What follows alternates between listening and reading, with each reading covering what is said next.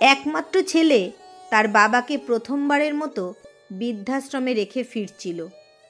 রাস্তার মাঝে ফোন এলো। তার বউ ফোন করে বলছে, তুমি আর একবার বৃদ্ধাশ্রমে ফিরে যাও, একটা কথা বলতে ভুল হয়ে গেছে।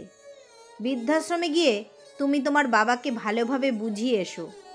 পুজো পার্বণ এমনকি তোমার জন্মদিনেও তোমার বাবা যেন কষ্ট করে ওই বৃদ্ধাশ্রমে থেকে যায়, আমাদের বাড়িতে যেন না আসে। বাধ্য হয়ে বউয়ের কথা মতো আবার ওই বৃদ্ধাশ্রমে ফিরে গেল। সেখানে গিয়ে সে একটা অদ্ভুত দৃশ্য দেখতে পেল। তার বৃদ্ধ বাবা ওই বৃদ্ধাশ্রমের বৃদ্ধ মালিকের সাথে খুব হেসে হেসে কথা বলছেন। এটা দেখে ছেলের মনে সন্দেহ হলো। সে মনে মনে ভাবল, বাবা কি তাহলে আগে থেকে এই বৃদ্ধাশ্রমের মালিককে চিনত? কে জানে, হয়তোবা। তারপর অপেক্ষা করতে লাগলো। কিছুক্ষণ পর বাবা ওনার নির্দিষ্ট কামরায় চলে যাওয়ার পর ছেলে ওই বৃদ্ধাশ্রমের মালিকের কাছে গিয়ে জিজ্ঞাসা করলো, স্যার, একটা কথা জিজ্ঞাসা করছি, কিছু মনে করবেন না। বলছি যে একটু আগে আপনি বাবার সাথে যেভাবে কথা বলছিলেন তাতে আমার কেন জানি মনে হচ্ছে আপনারা পূর্ব পরিচিত।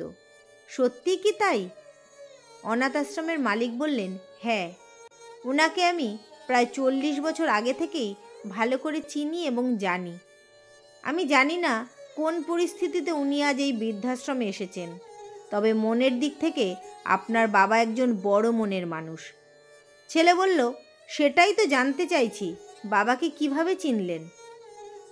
বৃদ্ধ মালিক বললেন, 40 বছর আগে আমার আন্ডারে থাকা একটা অনাথ আশ্রম থেকে উনি একটি অনাথ শিশুকে দত্তক নিয়ে বাড়িতে গিয়েছিলেন, এবং আমার অনুমান যদি ভুল না হয় তাহলে 40 বছর আগে দত্তক নেওয়া সেই অনাথ শিশুটি এখন আমার সামনে দাঁড়িয়ে আছে। এই কথা শোনার পর ছেলেটির আর বুঝতে বাকি রইল না 40 বছর আগে সেই অনাথ শিশুটি যে উনি। ছেলেটির চোখ দিয়ে অঝোর ধারায় অশ্রু ঝরতে লাগলো। সে হাউমাউ করে কাঁদতে লাগলো। আর দেরি না করে দৌড়ে তার বাবার কক্ষে গিয়ে ওনার পা ধরে কান্না করতে লাগলো।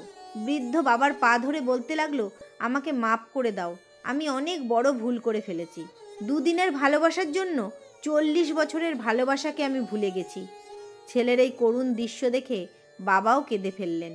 তিনি ছেলেকে পা থেকে তুলে বুকে জড়িয়ে ধরে বলতে লাগলেন, দূর বোকা ছেলে, এর জন্য কান্না করতে আছে? আমি তো তোকে মাফ করেই দিয়েছি।